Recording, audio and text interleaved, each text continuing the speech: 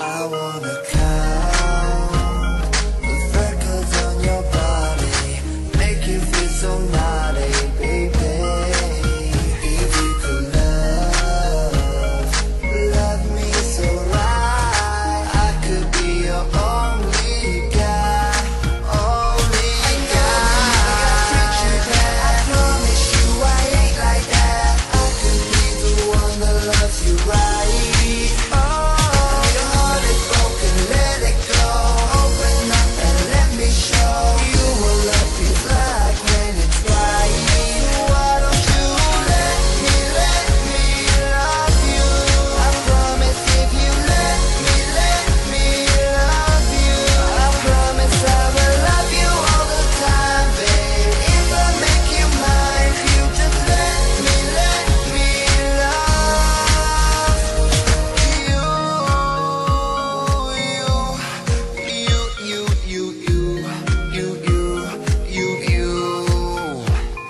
If we go to the left, we can go all night. Baby, I don't wanna fight, I just wanna love you right.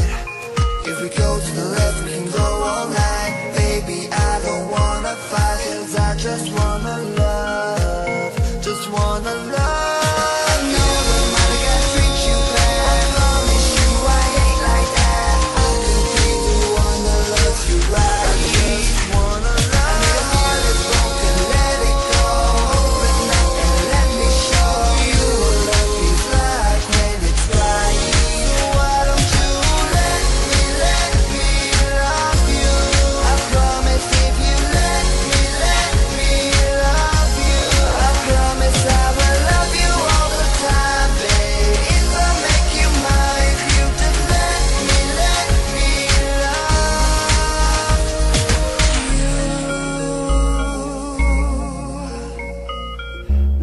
Just wanna love you. Lura fil-program VOs, bdejna t-tini parti tal-program VOs, nfakkarkom għedin fil-kumpanija tiegħi Ġorġa Zoppardi flimkien ma' Marija Farrugia. U għadu kif kellna magħna żewġ organizzazzjonijiet li konna qegħdin nitkellmu fuq rigward l-armar tal-festa bekk, issa dan iż-żminijiet tal-festi anka bħala volontarjat. Tafu l-program VOs ma jitrattax festi, però kien naħseb jien idea tajba li ndaħlu dak il-volontarjat kollu li involut mal-festi. Kellna l-ewwel l-armar, kellna l-ewwel laqdiet tan-nar, il-ġimgħa l-oħra kellna magħna wkoll laqda tal-Gażini tal-Banet u issa trattajna wkoll l-armar li huwa parti essenzjali mill-festi u hekk qisna koprejna wkoll dak li huwa festi li jġibu magħhom diversi volontarjat. Ħammorru fuq organizzazzjoni oħra, organizzazzjoni li l-kol kemm aħna nagħmlu użu minn dak li taħdem għalih, għaliex din hija organizzazzjoni li taħdem fuq l-ilsien tagħna, il-lingwa Maltija. U proprju magħna għandna l-laqda tal-Marti Università. Preżenti magħna għandna l-Sur Emanuel Bsajra li huwa l-President, l-Sur Stefan Bezzina li huwa s-Segretarju u l-Sinjorina Lien Ellu li hija l-PRO. Merħba u grazzi tal-li qegħdin magħna fil-programm tagħna VOs. VOs kif tafu sew, nitkellmu fuq il-volontarjat u intom tagħmlu xogħol volontarjat differenti għax taħdmu fuq il-lingwa Maltija. Ħanibda mhux ħanistaqsil ħadd minnkom ħanistaqsil kol kemm intom u l-kol jara min ħajrispondi. Aħna bħala poplu taħseb li aħna gburin li għandna l-lingwa tagħna u nixtiequ din il-lingwa tibqa' tissaħħaq tibqa' ħajja. Anka għal-kemm ma nkallhomx jaqsmu mal-lingwa, l-grupp ta' qabilkom semmit kemm il-darba l-lingwa. Malta hija raħal fejn tħares lej pajjiżi kbar ħafna iktar minna. U jiena ngħid jien gbur li aħna raħal żgħir d-dinja għandna l-lingwa tagħna, imma bħala poplu ġenerali aħna gburin bil-lingwa. Jien naħseb li aħna konxi ħanidu hekk ta' din il-lingwa li għandna u kemmi sinjura din il-lingwa li għandna. Nippruvaw naħdmu, pero naħseb li ma rridux nifqu mal-imħabba tal-lingwa. Faċli tgħid jien inħobb l-Art Welidi, inħobb il-lingwa. U daqshekk, trid tagħmel xi ħaġa. U x'se tagħmel biex dak din l-imħabba turja b'mod konkret, ħanejdu hekk. Nammira ħafna jiena li fajt tiltaqa' ħafna nies forsi anke inkluż jien li kultant bla ma taf tuża jew ġannat il-sentenzi tiegħek billi ddaħħal kliem bl-Ingliż pereżempju li mhux sewwa, imma s-soċjetà tagħna qisha taċċettom. Però mbagħad kultant tiltaqa' ma' ċertu persuni li jkunu iktar retti tal-mod kif jitkellmu u mingħajr ma jkellmek jużalek Malti sabiħ, Malti pur, inti u jitkellem tibda taħseb imma jien għalfejn uża ċertu kliem li kultant fil-medja tittoqgħod attent għax iktar jinstema' ħażin li qed tuża ċertu kliem. Però meta tkun titkellem b'mod soċjali ma' ħabib tiegħek għasta tikashom dawn l-affarijiet. Naħseb intom minn daw il toqgħodu attenti li tużawx dat tip ta' kliem nimmaġina jiena. Tiltaqgħu magħhom ma' dis-sitwazzjoni xi ħadd li qed jitkellem u qed juża kliem jew kif qed ngħidu jġannad bi kliem bl-Ingliż iddejqek lilek personali li isma' aħna għandna l-kelma tagħna għalfejn tuża dil-kelma. Iddejjaqni u ma ddejjaqniex. Rridu niftakru l-punt ta' tluq, il-lingwa hija oġġett ħaj. U biex tinduna kemm hija ħajja l-lingwa, aħna stess ma nafux. Dana bħal maħna stess ma nafux li qegħdin nikbru. Nindunaw illi qegħdin nikbru meta naraw ritratti antiki. Għadu kemm kont irqiq, kemm kont hekk, u l-istess il-lingwa. Imma ħadd ma joqgħod janalizza dakinhar illi llum il-lingwa qiegħda tinbidel, ma jekk tieħu ritratti ta' 10, 20, 30, 40, 50, 100 sen ilu, 200 sen ilu, tinduna kemm il-lingwa tbidlet u tinbidel għax ħajja. Ġifieri sa ċertu punt jien ma jdejqunix illi jużaw inti u titkellem frażijiet li ġejjin mill-lingwi oħra barra minn hekk il-Malti tantu senjur illi kien kapaċi jaddatta ruħu ma' tliet lingwi ewlenin, is-Semitiku, ir-Romanz u l-Anglo-Sassanu. Ġifieri il-Malti biex baqa' ħaj seraq minn hawn, seraq minn hemm. Kif tagħmel kull lingwa oħra wkoll ma Eżatt, ekku. Imma biex baqa' jevolvi u biex baqa' jikber, rid jieħu minn kull imkien. U baqa' għaddej. Tista' tuża kemm jista' jkun tkun attent biex tuża l-kelma ħanajdula hekk l-iktar waħda antika, imma jekk inti m'intix qed tikkomunika biha ma tiswix. Issa jkun hemm min vera joqgħod attent kif jitkellem u kif u ngħid illi biex tikteb speċjalment iktar għandek toqgħod attent li ssib il-kelma l-iktar waħda jekk tiġa għandek m'għandekx għalfejn iddaħħal oħra. Imma fil-ħajja ta' kuljum dan iċ-ċaqliq irid isir għax hekk ma jsirx il-lingwa tmut. Anke qed issemmi kliem antik li m'għadux jintuża. Jekk sempliċement jiġi fidejk ktieb antik ħafna, apparti li anke l-mod kif jinkiteb il-Malti kien differenti, il-kej kienet tinkiteb forma ta' ċe. Ukoll issib kliem li tibda tgħid dal-kliem x'inhuma. Jien nara ħasra kif ċertu kliem jisna warrabnihom, tara tfal tal-iskola jew studenti adulti li qatt ma semgħu il-kelma, jiena nara ħasra kbira.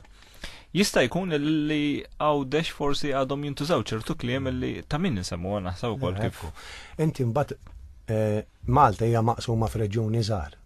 U normalment l-antiki għandhom id-dialett tagħhom ukoll. Eżempju ż-Żejtuni huwa differenti miż-Żurriqi u s-Żurriqi huwa differenti mix-Xewkija ta' Issa ngħidlek li fuq id-dialetti kellna programm sħiħ, programm interessantissimu ħafna. Ġifieri tista' tinduna kemm hemm ġodi l-ħolqa xkejkna kemm hemm bidlu u kemm hemm differenzi bejn xulxin. Anzi li qed issemmi dialetti skużani qed iwaqfek waħda milli tgħallimt jien mal-programm li pereżempju ż-Żejtun għandhom żewġ dialetti, ir-raħal ta' fuq u r-raħal t'isfel huma żewġ dialetti differenti. Jien insertajt Żejtuni u dik it-teorija mhux dejjem naqbel magħha. Vera?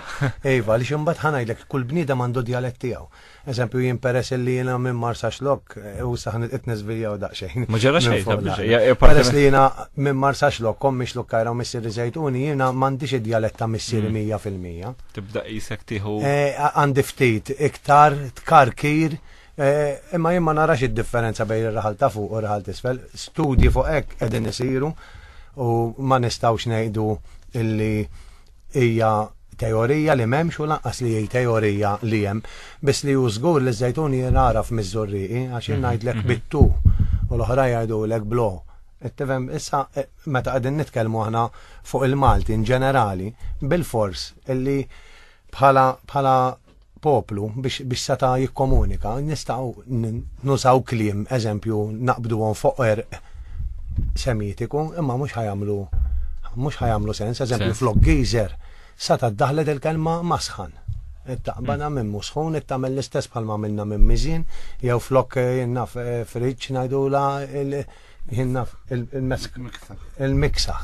Ġifieri stajna għamilna hekk, imma anki Sajdon illi kien wieħed mill-presidenti tal-għada, mill-president, kien it-tieni president tal-għada, kien prova jdaħħal eżempju sikkieta flok silencer, ma qabditx. Misraħ qabdet ftit flok pjazza, imma sikkieta ħadd ma jgħid. Misraħ kien hemm il-parti wkoll di ħafna minnhom daw tallimtom mill-programm ħanejlek illi kien il-post anke fejn tistrieħ ukoll bekk misraħ. Bekk misraħ għax inti dak huwa nom illi bħal muftiħ, bħal miżin, l-oġġett li jagħmel l-azzjoni. Xi ħaġa li però nixtieq nsemmi anke l-kelma il-mitjar u l-ajruport. Illi l-propja kelma tiegħu hija mitjar. Għax illum qisha qed nara qed titwarra bħala Stefan għadna ma daħħannik xa tidħol. Di tal-propja kelma kif qal tajjeb Emanuel, il-lingwa ħajja. Mela, u din il-ħaġa ma jagħmilx biss il-Malti, jagħmlu anki lingwi barranin. Dan it-taħlit tal-lingwi jekk tħares lejn l-Ingliż għandek firxa ta' kliem mill-Latin. Huwa proċess li tgħaddi minnu l-lingwa. Issa rigward Le, però qed issemmi din tal-kliem. Għax di kultant naqbdu anke bħala diskussjoni mtaf x'int tkun qed titkellem mhux għax aħna bħalkom involuti fil-lingwa daqshekk. Dal-kliem il-ġodda li qed jidħlu fil-lingwa tagħna. Pereżempju ħansemmi l-kelma computer li kulħadd jarah kuljum. Stefan nixtieqek li tidħol inti fuq għadi. Hawn min jgħid computer hija waħda minn dawk jidilli li waħda minn tal-bidu kienet futbol. Jew għal naqs waħda mill-iktar li użajt jiena dalettan. U nqelbet bil-Malti. Ovvjament għax kelma futbol propja ħna m'għandniex, u libnija bil-Malti. Issib ħafna min jikkummenta jgħid le jiena kien li kelma Ingliża għandha tibqa' Ingliża u sempliċement nuża l-kelma Ingliża. Ma nafx kif taraw intom ovvja li intom ħanejtlek l-esperti fuq.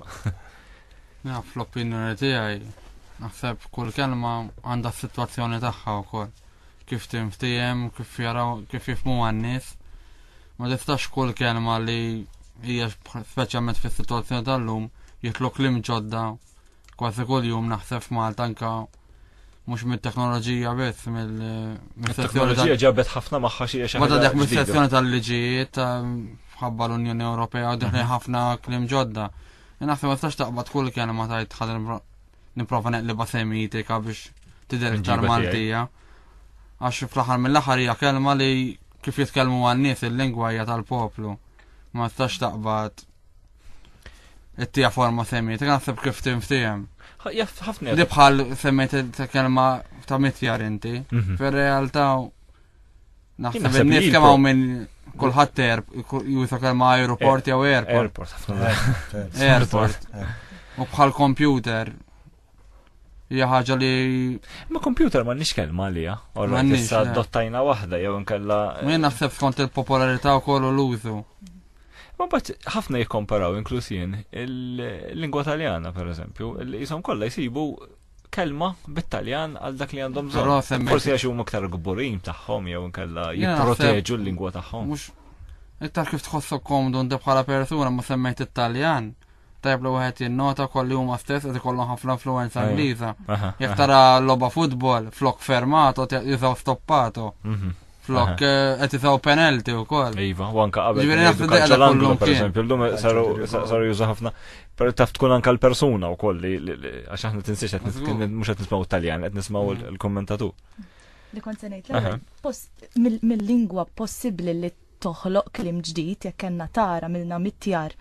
Imma mbagħad trid tara li waħda l-iktar li se jaċċetta l-poplu, l-iktar waħda li se taqbad u fl-aħħar mill-aħħar il-lingwa hija tal-poplu, jagħmilha l-poplu, jħaddimha l-poplu. Jiġifieri jalla li dak il-kliem li diġà għandna ma joħodlux postu hemm insejħilha kelma taf kif barranija jekk diġà għandek grazzi u nqgħod nuża thank you l-ħin kollu. Eżempju l-iktar ħaġa li niddejja jiena u naħseb li kulħadd hekk jagħmilha in-numri kulħadd bl-Ingliż jgħidhom, jekk ngħidlek tgħidli n-numru tal-mobile tiegħek żgur li bl-Ingliż tgħiduli. U jiena biex tallimtu li jiena fessat ħanajt hekk fuq il-Malti, kelli ndaħlu programm ġo moħħi biex tallimt li n-numru tal-karta tal-identità biex ngħidhom mill-ewwel bħalma ngħidhom maġġel u tajjeb bl-Ingliż. Ġifieri dik diġà daħlet inna xi ħaġa li qiegħda tisraq inna. U sakemm qed tgħidha tiġibni konxu ġifieri li vera. Awtomatikament kulħadd anke ċekk. Kemm hawn min jikteb iċ-ċekk bil-Malti. Fil-fatt li Kemm hawn min jikteb iċ-ċekk bil-Malti. Tistax ngħid xi ħaġa bħala livell ta' komunikazzjoni anke il-messaġġi. U l-fatt li huwa il-messaġġi mistax tgħid li jkunu bl-Ingliż. Le, ma huwa fatt li rrid ngħidlek li bl-ebda lingwa. L-Ingliż rigward messaġġi fuq jintuża naħseb iktar xi iktar flessibbli iktar tista' tiktbu kif trid fis-sens tqassar. Xi ħaġa oħra. Qed iċertu flessibilità naħseb. La qed insemmu din li isa marbuta mal-kummerċ għalfejn kull korrispondenza ħanejt email rari tirċivi email li tkun miktuba bil-Malti. Rari ħafna għalfej għal kemm jiena u inti nikkomunikaw bl-Ingliż u probabbli naħdmu flimkien u ovvjament inċemplu xejn eċetera. Meta biex nibatlek proposta hija xi ħaġa awtomatika għas għandek għalfej tistaqsi żgur ħad tirċivija bl-Ingliż. Kważi għas huwa ġust biżejjed mal-lingwa tagħna u kollox. Ħasra kbira x'kif qed aħna tnejn Maltin għamilna negozjati biex issir dal-business bil-Malti, imma mbagħad finalment batlek vera. Hija kontradizzjoni u li tgħid li tħobb il-Malti imma mbagħad ċertu affarijiet. Jien personali rċivejt email darba minn persuna li huwa nistanejt minnu ta' ma fija xejn daqshekk mant li ospiteri li kienet minn fuq s'isfel bil-Malti. Li jien stess kif rajtat, wow, kemm sabiħ, qatt ma rċivejt email qas nafx fiha miktub, ma il-fatt li kollha bil-Malti ma hemm l-ebda kelma bl-Ingliż ġa fiha impressjonatni vera u semmejta ma' ħafna nies rċivejt email semmejt għax inti isek anke meta ħatibda il xi ħadd ħatibda b'ħajja u b'hello mela mill-ewwel tlaqna bl-Ingliż, issa erħilu forsi il-kontenut tfajtu bil-Malti, imma diġà ħriġt barra daqsxejn, imma il-fatt li tirċivi email mill-bidu sal-aħħar kollha bil-Malti jinsama jinħat biċir biha. Irridu nagħmlu fis-sens din il-kjarifika. Il-kelma computer per eżempju issa ngħidu mill-Ingliż u forsi hawn min għadu jikkunsidra bħala barranija, ma l-fatt li għadna nużaw llum il-ġurnata u li għandna bżonna, mela allura nistgħu naċċettaw bħala Maltija. Ġittana. Imma per eżempju jiena lija l-kelma thank you dik nikkonsidra barranija għandna l-kelma grazzi għadha ħajja fostna. Mela irridu nagħmlu dak il-bilanċ. Anke l-mod kif issellem persuna, orredi ser tajbni dawn saħħa pereżempju. Hija l-mod kif insellmu aħna l-Maltin. Ħammurru daqsxejn għall-laqd issa, għax semmejna l-Malti qatt fadlilna ħafna iktar ngħidu fuq il-lingwa Maltija, però laqda tal-Malti Università jisna ftit li xejn tajnija introduzzjoni. Għaqda li bdiet twildet fis-sena 1931 minn żewġ studenti ironikament kienu studenti tal-mediċina għas kienu studenti tal-Malti li tajjeb li nsemmu għad il-ħaġa wkoll. Bla dubju 1931 kien żmien xejn faċli għal-lingwa Maltija. X'tgħidu iktar fuq bħalma semmejt tajjeb inti kemm Giuseppe Bonnici u kemm Rużar Briffa kienu studenti sħab xulxin tal-mediċina. U bħalma għamilt semmejt ukoll tajjeb fl-1931 kien hemm taqlib kbir fil-ħajja soċjali Maltija. Kellek introduzzjoni ta' kostituzzjoni ġdida xar snin qabel, kellek it-tilwima ta' bejn l-Ingliż u t-Taljan, kellek il-Malti jgħidulu tal-kċina, kellek attività politika u soċjali qawwija ħafna f'dik l-era fit-tletinijiet.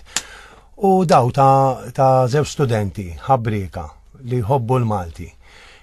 Il-Malti kien lanqas biss għandu dipartiment fl-università. Ġifieri il-Malti ma kellu xejn sekondarju għall-aħħar. Laqqas il-lingwa uffiċjali ma kienet għadha ma saret. Huma speċi jridu jqajmu kuxjenza fost sħabhom l-istudenti.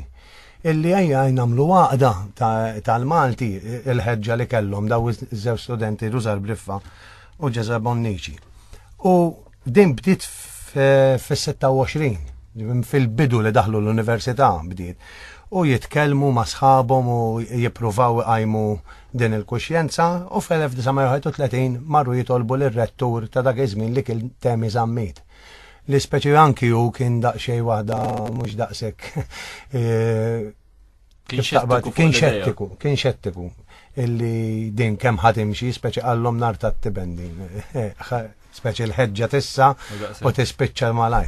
Imma mbagħad kien hemm Francesc Saverju Karwana u għajnu ħafna l-Rusar Briffa u fit-19 ta' jannar tal-1931 għamlu dit talb uffiċjali l-retturu intlaw fis-26 ta' jannar fl-awla manja tal-Università attendew 21 student u nħatar l-ewwel kumitat illi bħala kaxxir kien hemm Anthony Mamo, l-ex president. Anthony Mamo kien l-ewwel kaxxir, Rusar Briffa nħatar l-ewwel president, Giuseppe Bonnici l-ewwel segretarju. Magħhom kien hemm Anton Buttigieg, Walter Fava u Kalinu Sammut bħala membri ta' din laqda tal-Malti Università.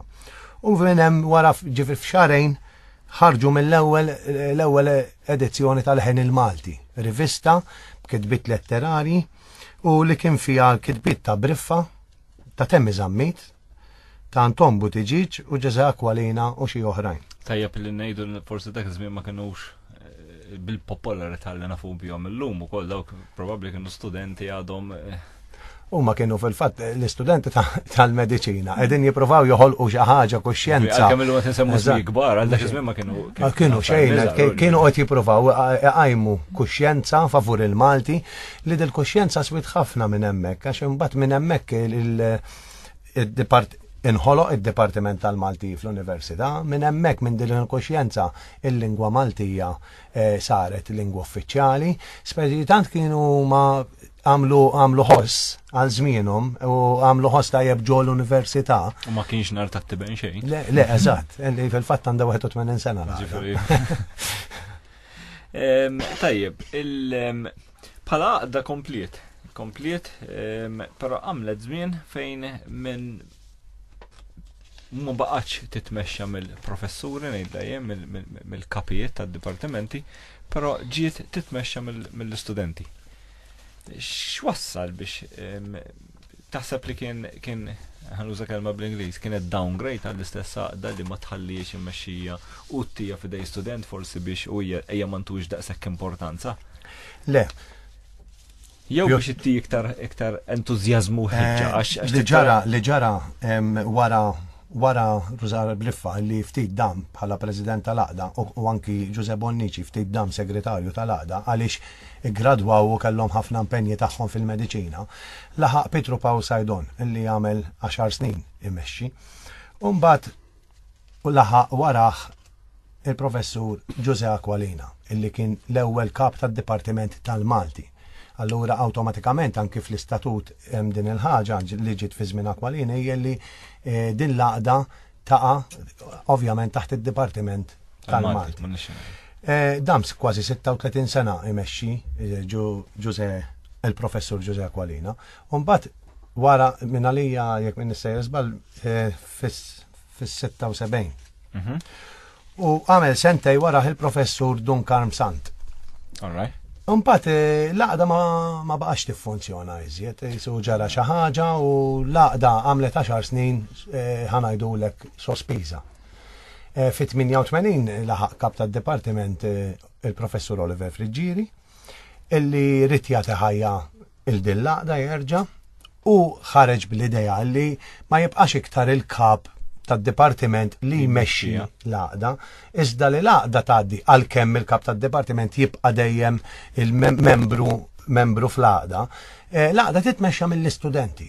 U mbagħad qabdet ritmu ieħor u nħatru ħafna presidenti wara l-ewwel wieħed. Ma kienx naqqas ta' saħħa l-għaqda, fis-sens kap tad-Dipartiment għandu ċertu iktar saħħa, vera, iktar poter. Iva, ma l-poter baqa' hemmhekk. Ma rridx meta ngħid ħadet downgrade, ma rridx inti isem ħażin ta' ġifieri fis-sens l-istudent mhux kapaċi jmexxija, imma altru inti kap ta' dipartiment qed tmexxija għandek ċertu l-intenzjoni tal-professur Friġġieri żgur illi kienet illi l-istudent iktar ikun involut. Illi mhux il-professur tal-Malti qiegħed jiddetta d-dipartiment u tjedda tal-għaqda wkoll. Iżda qiegħed jagħti lok biex iż-żgħażagħ jesprimu ħsibijietom biex imorru u fil-fatt kull ma resqu jew ħanajdu hekk il-biċċa l-kbira tal-affarijiet li resqu li kellhom jagħmlu approvhom u bħala dipartiment mbagħad tal-Malti biex hu jagħti l-ħajja lill-għaqda permezz taż-żgħażagħ. Fil-fatt kull min ikun kap ta' dipartiment irid ikun bil-fors membru fil-kumitat. Ġifieri l-esperjenza u l-għajnuna tiegħu dejjem ħadd tkun hemm u l-konsultazzjoni tiegħu. Ħannamlu pawsa żgħira mużikali. X'taħseb Marija? Ovvjament fadlilna ħafna x'ngħidu, fadlilna mhux fuq l-aqda biss anke fuq l-istess lingwa Maltija imma tajjeb nagħmlu pawsa żgħira mużikali. Tajjeb, did-darba ħanaddu għal DJ Toby bid-diska tiegħu Chases.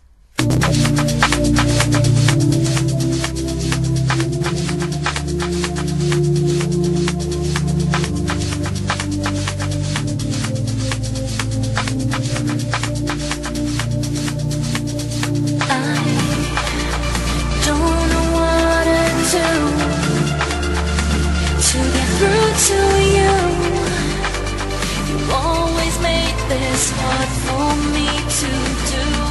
I don't know why you have so much to hide. Just don't deny your lies always shine through.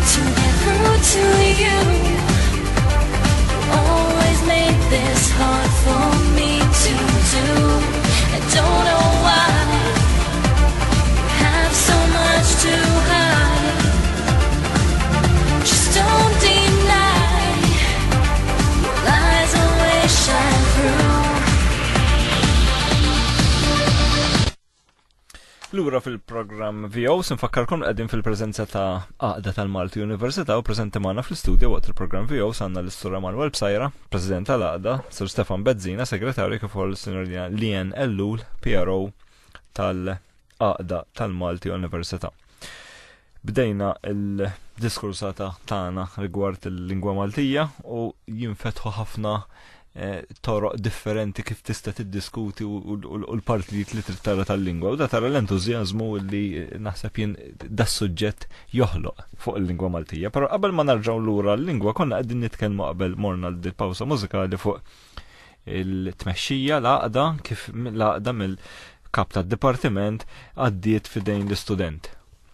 U hawnhekk bdew ħanejtek entużjażmu ġdid. Għara l-istudent irid joħloq attivitajiet ġodda, jrid ikun iktar u forsi jew l-iskop ta' Professur Friġġieri li tmur fidej l-istudent ovvjament ħareġ tajjeb. Fost l-ewwel proġetti li bdejtu taħdmu intom kienet il-rivista. Tgħidulna iktar inti li hemm forsi? Eżatt, ir-rivista Leħen il-Malti biex ngħidu tagħti vuċi l-istudent u biex nsemma silta żgħira mill-istatut tal-Għaqda tal-Malti fil-fatt jgħid illi l-għaqda li taħdem għall-għarfien sħiħ tal-ilsien Malti u tal-kultura Maltija fl-oqsma kollha tal-ħajja Maltija l-aktar fil-qasam tal-edukazzjoni. U dan huwa wkoll parti mill-iskop ħanejdu hekk tal-Leħen il-Malti.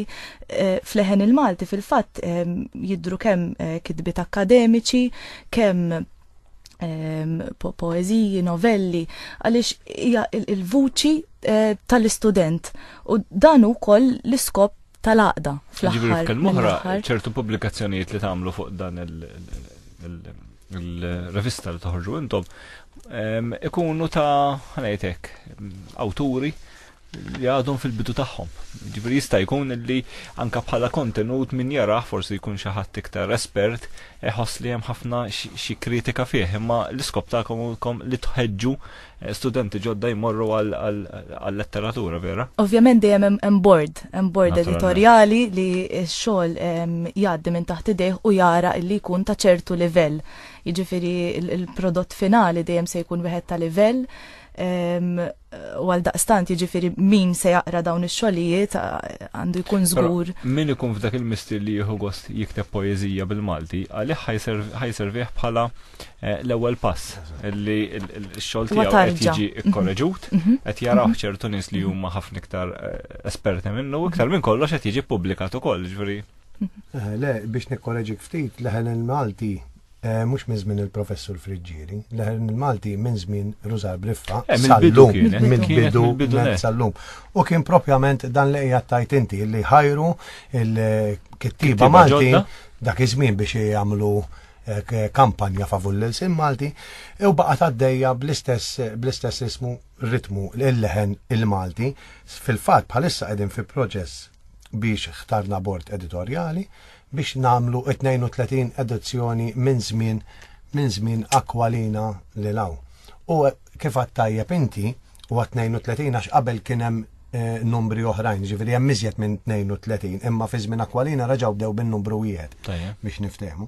Għamilna sejħa għal nies min irid jikteb eżatt kif ittajt inti u dis-sejħa tagħlaq fl-14 ta' Settembru.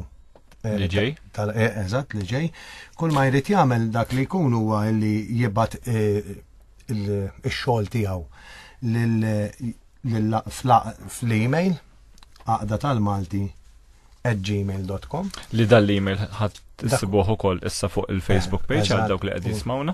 Sewwa u barra minn hekk qiegħed fuq is-sit tagħna samba fuq is-sit. Li s-sit tagħkom ukoll ħajkun il-linkjat mal-Facebook page tagħna. Dik tkellimkom fil-fatt fuq is-sit li jenna jgħidu ħsibu u min irid jitfa' xogħlijiet tiegħu hemm dan il-bord li għandu sa Settembru jilqa' da xogħol, imbagħad għandu sa Diċembru biex jevalwhom.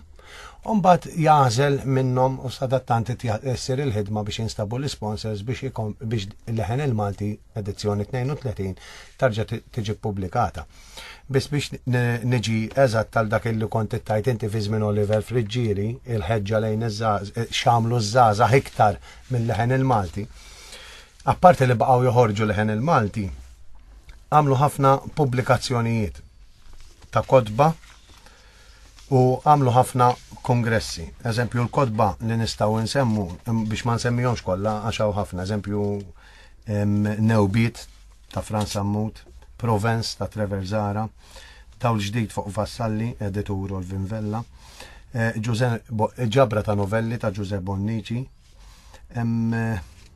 Lubin ta' Trevor Zara wkoll, Il-ħolma Maltija ta' Franz Ammut, Ġifieri hemm għandek daw daħlet għalihom bħala pubblikazzjoni l-għaqda. Barra minn hekk kienet għamlet kongressi tagħmel ħafna kommemorazzjonijiet, fġieħ eżempju Francis Ebejer, Erin Seracino Nglott, Temi Zammit, Michel Anton Vassalli, kif ukoll għamlet kongressi letterari, għamlet 3 minn is-seqżbal.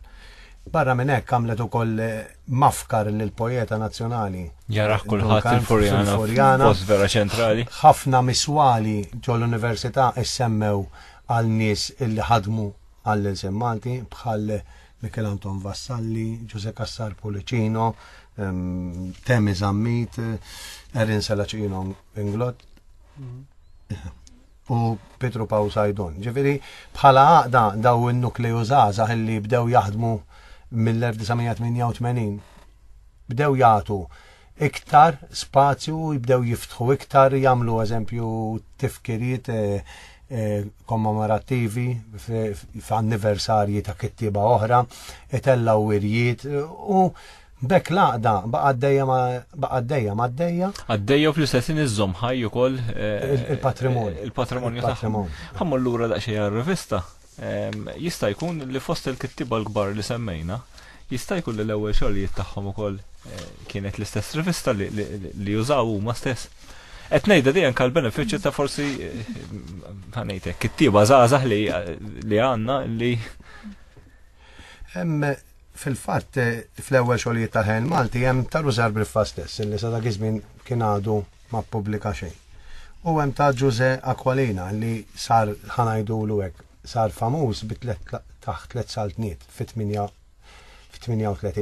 Ġifieri naqbel miegħek illi l-ewwel xogħlijiet tagħhom servew speċi l-ewwel tarġa kien leħen il-Malti biex jagħti spinti. U ma rridux ninsew illi ma kienx hemm il-sim Malti uffiċjali li tikteb inti bil-Malti isek ittajt xi ħaġa ħażina, xi ħaġa barra mill-loka.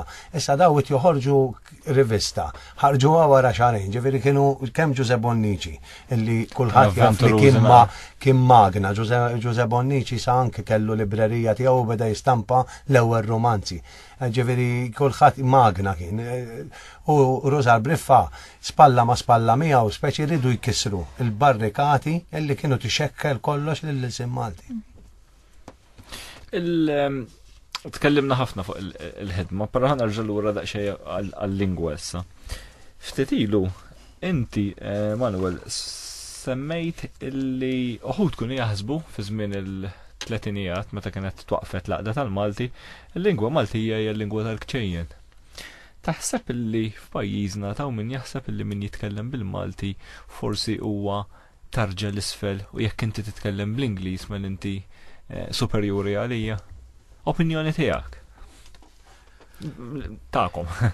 Jiena inqis illi min jitkellem b'lingwa oħra qiegħed f'tarġa inqas minni. Ġifieri għax jien Malti kbur li jien Malti u kemm jista' jkun ngħid kollox bil-Malti. Però taħseb li hawn din l-idea ċertu nies. Naħseb illi għadem jiena nemmen li teżisti u hemm ċertu spreċ li il-Malti. U bat argumenti favur n-nies li jitkellmu b'lingwi oħra, speċjalment bl-Ingliż, dispreċ Malti. Jgħidu l-ek manka l-Ingliż hija l-lingwa uffiċjali ta' Malta. Rajt, naturalment, ma... Ġifieri teżisti, forsi mhux daqsdak iż-żmien ovvjament u Alla ħares imma elementi għatem. Biex norbot ma dak li qed jgħid Stefan fil-fatt. Aħna fortunati minn żewġ aspetti, fortunati li għandna l-lingwa Maltija, l-lingwa tagħna. L-Ingliż għalkemm hija l-lingwa tal-Ingliżi ma eżatt jitkellmuha. U barra minn hekk għandna l-Ingliż li hija t-tieni lingwa tagħna. U hija lingwa internazzjonali, ġifieri fortunati minn dawn iż-żewġ aspetti. Għandna żewġ lingwi, l-ewwel lingwa tagħna, l-lingwa li tatna omna biex ngħidu hekk hija l-Malti mela 100% għandna nitkellmu u nużaw lila l-ewwel qabel kollox.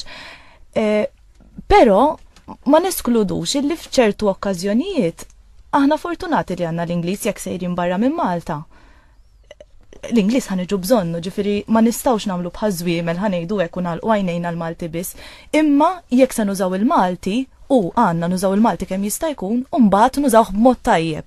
u mhux nikkontaminawh bi kliem li għalih diġà għandna ieħor fil-Malti. Ta' minni jisemmi wkoll ġifieri għaw familji f'Malta li huma Maltin imma l-ewwel lingwa tagħhom hija l-Ingliż.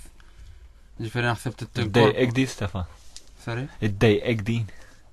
Jiena fehmu jien ma li personali mhux taffettwani ħafna li id-dejja meta tkun sitwazzjoni xi ħadd jifhem bil-Malti tkebbu bil-Malti u ta' parti ma fehmekx.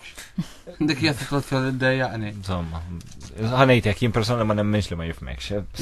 Appuntu. Biex ma nħux għax jiena kemm mhix parti minnkom ma jiena di taħraqni daqsxejn. Però bad ħaġa li Pero xi ħaġa li ddejjaqni wkoll nara student Malti twieled Malta bil-ġenituri Maltin u kollox jgħidlek illum għandi l-eżami tal-Malti u nibża minnu għax probabbli mmur ħażin fih. Ħaġa li ddejjaqni wkoll li hemm ċertu dispreċċi Malti li jitkellmuna bl-Ingliż u bad kliem ħażin jgħiduh bil-Malti. Mhux hekk suppost. Hemm ħafna. Ħan nitkellmu daqsxejn fuq l-edukazzjoni. Bla dubju biex messaġġ bħal dat waslu u jkompli jitkattar. Tagħti iktar edukazzjoni orajt intom taħdmu fost l-istudenti, studenti ta' ċertu età, però qegħdin fl-università ġifieri studenti matura. Però isir xi tip ta' kampanja ħidma jew attivitajiet forsi fl-iskejjel primarji biex it-tfal sa mill-iskola primarja jew iżgħar rabbu ċertu namra mal-ilsin tagħna. Kif jixet l-isem tal-aqda stess, aħna aqda tal-Malti Università. Allura, fukati aktar biex ngħidu hekk fuq l-istudenti tal-Università. Imma dan ma jfissirx li tħeġġiġ u l-imħabba l-sin Malti ma ssirx minn età iżgħar. U kif qed qabel l-imħabba ma jfissirx li toqgħod tgħid inħobb lil-sin Malti. Bħala studenti biex ngħidu hekk, tqis student sakemm minn mindu tirfes l-għadba tal-iskola. U forsi l-fatt li tkun tħalt fl-università, meta tkun iżgħar titgħallem firxa ta' suġġetti, meta tkun tħalt l-università u għażilt il-Malti, forsi għażilt dak li veru tixtieq tal-anqas nisperaw li tkun għażilt il-Malti għaliex veru trid tistudja. U allura hija ideali illi ġala darba ħna laqda tal-Malti Università nifukaw fuq dawn l-istudenti u mhux bi studenti tal-Malti fl-Università imma studenti minn firxa wiesa, il-fundaturi stess kienu studenti tal-Mediċina biex allura kif edna qabel ukoll jaf ikollna l-ewwel kittieba kbar ta' għada fosthom.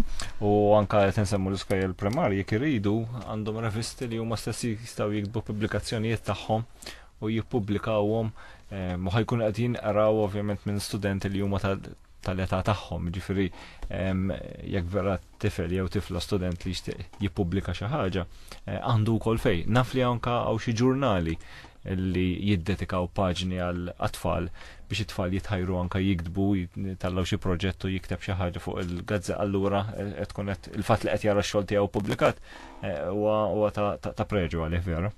Le, ekku, u jkun tajjeb illi kieku nistaw nifirxu lilin mill-università, ma bħalma taf aħna limitazzjoni. Il-limitati bħal kun naħseb kull aqda oħra volontarja, qed nippruvaw ukoll din ta' min jgħidha li nemendaw l-istatuti dis-sena ħanaħtru kumitat żgħir biex jaħdem għall-istatut biex fil-laqgħa ġenerali jiġi emendat biex dawk li mhumiex studenti tal-università huma jistgħu ikunu bħalissa jistgħu jkunu membri, jkollhom id-dritti tal-vot bħal oħrajn u nemendaw biex nifirxu iżjed u jkollna speċi kif taqbad tgħid nifirxu iktar lilin mill-università. Huwa jkun tajjeb kieku nitlu lejn il-primarja biex naħseb li l-ewwel m'għandna niffukaw huwa li nippruvaw nippenetraw mal-università kollha biex kemm jista' jkun Maltin li studenti Maltin inġibuhom lejna. Ġifieri m'hemmx għalfejn tkun qed tistudja l-Malti biex inti tidħol mal-aqda tagħna. Fatt kienet l-oriġini tal-istess saqqa. Eżatt. U minn hemm mbagħad naraw nikkonsidraw xilli ninżlu għas-sekondarja u l-ewwel hemm il-junior college u l-higher u nippruvaw dejjem ninżlu mill-università nippruvaw dejjem ninżlu bil-mod l-isfel. Mela, ħanamlu l-aħħar pawsa mużikali tagħna. Marija x'ħan kantaw, mhux aħna insomma. You too ħaj kantawa, Beautiful Day.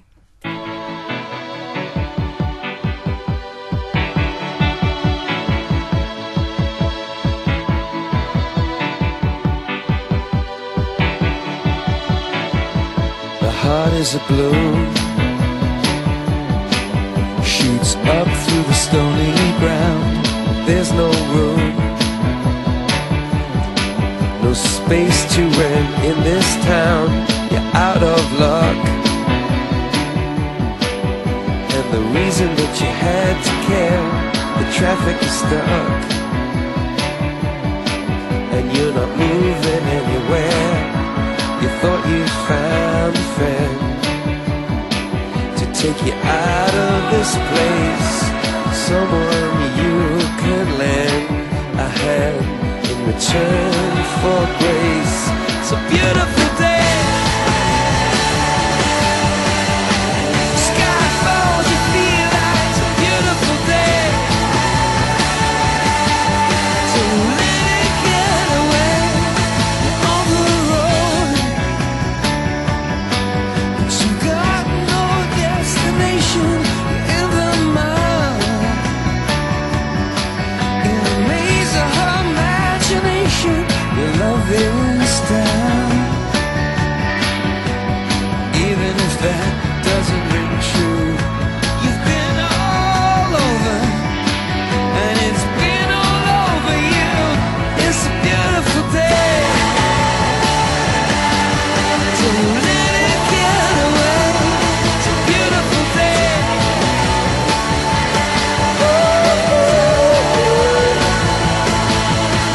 Touch me, take me to that other place. Teach me, I know I'm not a hopeless case.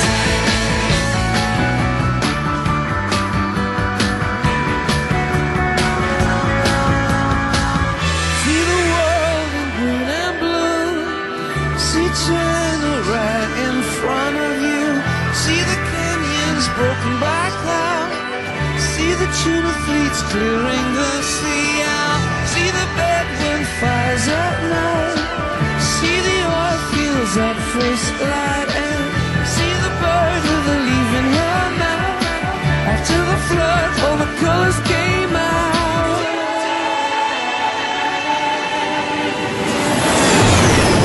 It was a beautiful day. Don't let it get away. Beautiful day.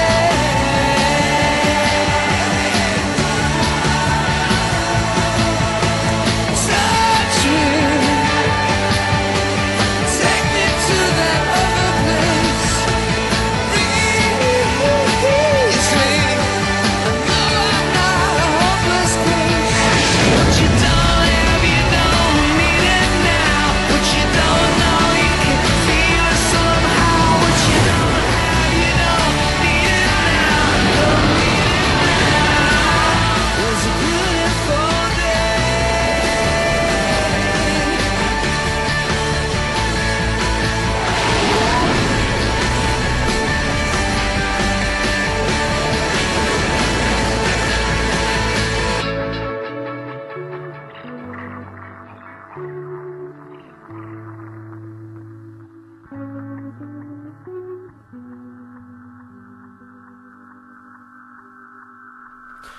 Lura l-aħħar 5 minuti tal-programm tagħna VOs, infakkarkom li għal daw kważi satej li għaddew kontu fil-kumpanija tiegħi Ġorġa Zoppardi flimkien ma' Marija Farrugia u qegħdin bħalissa fil-preżenza tal-Għaqda tal-Malti Università. Naħseb illi qabel ma nikkonkludi tajjeb illi nsemmu l-attivitajiet dawk il-lejla letterarja li jsiru fl-irħula. Taħseb li daw qed jikkontribwixxu għall-inqas biex il-lingwa tagħna jkollha tibqa' żomm ċertu popolarità jew inkella anke rispett. Kif jgħidu kull qatra tot. Ġifieri kull naqra li tista' ssir żgħira kemm żgħira sertejn biex il-Malti jiġi mħaddem f'kull qasam. Letteratura u min jara bħala l-forma perfetta ta' fejn tiġi użata l-lingwa. Ma l-lingwa qed tiġi użata ta' kuljum, qed tiġi użata f'SMSs kif semmejna, fit-tri elettroniċi. Jiġifieri kull naqra li ssir biex jiġi użat il-Malti u Malti tajjeb bla dubju tejn, mhux vera. Dawn l-istudenti ġodda li ħarġin bħalissa ġifieri dal-gradwati fil-Malti. Qegħdin joħorġu stil tal-letteratura ġdida bil-sin tagħna. Li illum il-ġurnata naħseb qas l-istess Aqda tal-Malti għadha ma studjat fuq dak l-istil ħireġ mill-ġodda ma nixxi ngħidu. Il-letteratura Maltija dejjem ġiet influenzata minn letteraturi barranin, kif jiġri dejjem, kif diġà tkellimna fuq il-lingwa. Anke l-mużika hekk taħdem. Eżatt. Preżentament iva, kolli ngħid li ħafna kurrenti ġodda qed jaffettwaw l-istil ta' kitba temi tal-poeziji, novelli, romanzi li fuqhom qed tissejjes il-letteratura tagħna. Iva, mill-letteratura qed tinbidel, il-mezzi ta' kuntatt id-dinja li qed issir dejjem aktar waħda qed jaffettwaw jekk qabel ir-romantiċiżmu wasal aktar tard. Illum ċertu kurrenti jaslu għandna mill-ewwel. U allura l-letteratura forsi. Fil-fatt inti letteratura hija mena tas-soċjetà, kull min jikteb jiġi ispirat minn ġrajiet. Mill-esperjenzi li tgħaddi minnhom. Mill-esperjenzi li tgħaddi minnhom u jħoss l-burdata kważi anke tal-ġurnata. Biex dik eżempju realistiku, tiżdied ħafna t-tema tal-immigrazzjoni fil-letteratura. U ġieli anke jidhirli saru lejliet minn għaqdiet oħra u li fihom jaqraw poeżiji u novelli bit-tema ċentrali għall-immigrazzjoni. Għax anke jekk tara l-poeżiji tul is-snin isek tkun qed issegwi anke l-ħajja jew nkella l-istorja ta' Malta, kienu żmien il-gwerra, kienu żmien il-faqar, kienu żmien il-ċelebrazzjoni. Bħalma l-lingwa hija tal-poplu, l-letteratura hija wkoll. Fil-bidu eżempju kellek bżonn kittieba romantiċi biex jisperaw jagħmlu l-eroj Malti, bħalma kien Giuseppe Muscat Zoppardi. Waraħhom bad kellek is-soċjorealisti, illi issa mhux ħanitkellmu iktar fuq l-eroj Malti, dak illi minn fejn jgħaddi kisser biex wabel. Issa għandek il-weġa tas-soċjetà bħalma kien Giusello l-Mercer u Giuseppe Bonnici, stess Giuseppe Orlando, u dejjem baqgħet tevolvi bil-mod, baqgħet tinbi fis-sittinijiet kellek ir-rivoluzzjoni tal-moviment qawm letterarju, allura kellek Edha Żagħżugħ, Mario Zoppardi, Alfred Sant, Oliver Friġġieri, kellek Franz Ammut, kellek nukleu ġdid illi qiegħed tiwarrab l-antik u bla ma trid dieħel dejjem, orrajt, vera lura u mal-barranin maħniex nimxu magħhom eżatt għax dan pajjiż żgħir. Imma aħna hemmhekk qegħdin, bħalma issa għandek gruppi oħra żgħar bħalma semmew li għadhom tfal għadhom, illi diġà bdew jagħmlu joħorġu anki kodba, jagħmlu l-jieli letterarji u ovvjament il-letteratura tagħhom hija differenti minn ta' qabel. Il-ħin kontrina wasalna qegħdin fl-aħħar, però nixtieq nisma' xi appelli fost l-appelli li nisma' min-naħa tagħkom. Min jista' jikkontribwixxi fil-rivista li toħorġu intom? Huma biss l-istudenti universitarji? Mela, qed nagħmlu sejħa l-kitbiet kemm akademiċi u kemm letterarji jista' jikteb min jixtieq. Kull età. Kull età, ma ovvjament aħna hemm bord editorjali illi daw bejn Settembru u Diċembru ħajanalizzhom biex imbagħad ir-rivista tagħmel ġieħ l-leħen il-Malti lir-rivisti ta' qabel. Bla dubju. Dawn il-kitbiet għandhom jaslu sal-ġimgħa 14 ta' Settembru kif diġà semmejna, tajjeb illi nerġgħu nagħtu l-indirizz elettroniku tal-Aqda li hu Aqda tal-Malti kelma waħda frażi waħda @gmail.com. Aqda tal-Malti @gmail.com. Eżatt, mingħajr sing bħala frażi waħda tajjeb. Ġifieri inħeġġu l-pubbliku illi jaħseb illi għandu kitbiet validi sabiex jikkontribwixxi fl-aħħar mill-aħħar il-kitba tiegħu. Appell ieħor li nixtiequ nagħmlu huwa l-membri. Il-membri huma il-qalba tal-Aqda tal-Malti, għal daqstant inħeġġu biex kemm membri li diġà kienu fl-Aqda jerġgħu iġeddu sħubija tagħhom u membri ġodda għal ħlas ta' €5 għal sena, jiġifieri jibda mill-lum, ikunu intitolati wkoll għar-rivista Leħen il-Malti biex jibgħatu lil teżorrir lill-Inġinier Morris Mifsud Bonnici fuq l-indirizz Dar is-Satar, Triq il-Fortizza tal-Mosta, San Pawl tat-Tarġa, in-Naxxar, N-Xere 2303. Tajjeb. Dawn id-dettalji kollha ħanadduhom anke fuq il-Facebook page tagħna biex issa min mhux qed ma setax jieħodhom jista' jieħodhom minn fuq il-sistema tal-kompjuter minn fuq il-Facebook page tagħna. Il-ħin skadilna. Il-diskursata kienet waħda interessanti, bla dubju, meta tibda titkellem fuq dil-ħaġa, mhux fuq dil-ħaġa biss, il-klim ħaċċi rasa. Grazzi lilkom, auguri għal-ħidma tagħkom, grazzi. Jalla tkun hemm okkażjoni oħra anke fejn nerġgħu niltaqgħu fuqha. Grazzi lilek Marija wkoll tal-għajnuna kif ukoll il-tekniku tagħna Ramon li kien magħna llum. Grazzi lilkom is-semmija tal-li ġobkom tkunu għal dal-programm, fakkarkom appuntament tagħna għal nhar il-ġimgħa li ġej fis-6:15 ta' filgħaxija sakemm niltaqgħu. Saħħa.